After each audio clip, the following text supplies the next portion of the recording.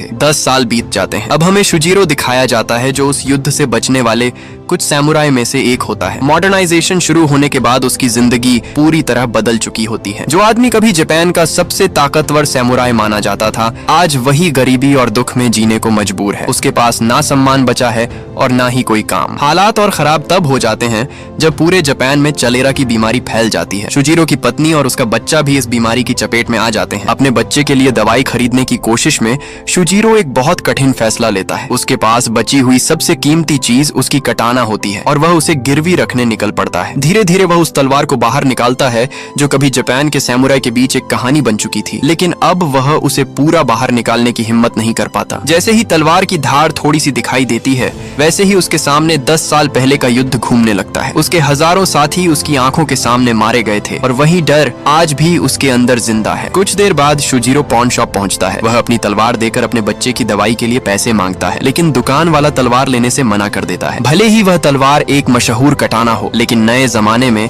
तलवारों की कोई कीमत नहीं रह गई होती। अब उन्हें गैर कानूनी चीज माना जाता है। शुजीरो बार बार विनती करता है क्योंकि उसके पास बेचने के लिए कुछ भी नहीं बचा होता। दुकान वाला उसकी हालत देखकर दुख महसूस करता है, लेकिन फिर भी तलवार नहीं लेता। हालांकि वह उसकी मदद करने की कोशिश करता है। वह शुजीरो को थोड़ी चीनी और चावल दे देता है ताकि उसका परिवार कम से कम खाना खा सके। शुजीरो दुख और निराशा के साथ घर लौटने लगता है क्योंकि उसे वो नहीं मिला जिसकी उसे सबसे ज्यादा जरूरत थी। रास्ते में अचानक उसकी नजर एक फ्लायर पर पड़ती है। उसमें पुराने सैमुराई के लिए एक मुकाबले की घोषणा होती है जिसका इनाम 10,000 येन रखा गया होता है। ये देखकर शुजीरो के अंदर उम्मीद वापस लौट आती है। वह फ्लायर अपने पास रख लेता है और जल्दी जल्दी घर की तरफ भागता है ताकि अपनी पत्नी को इसके बारे में बता सके। लेकिन घर पहुंचकर उसे ऐसा सच पता चलता है जिसकी उसने कभी उम्मीद नहीं की थी। उसकी बेटी उसकी आंखों के सामने मर चुकी होती है और अब उसे बचाने के लिए बहुत देर हो चुकी होती है। उसी पल शुजीरो की जिंदगी पूरी तरह बदल जाती है। यही है आखिरी समुराई की कहानी जो अभी भी खड़ा है। अपनी पहली बेटी की मौत के बाद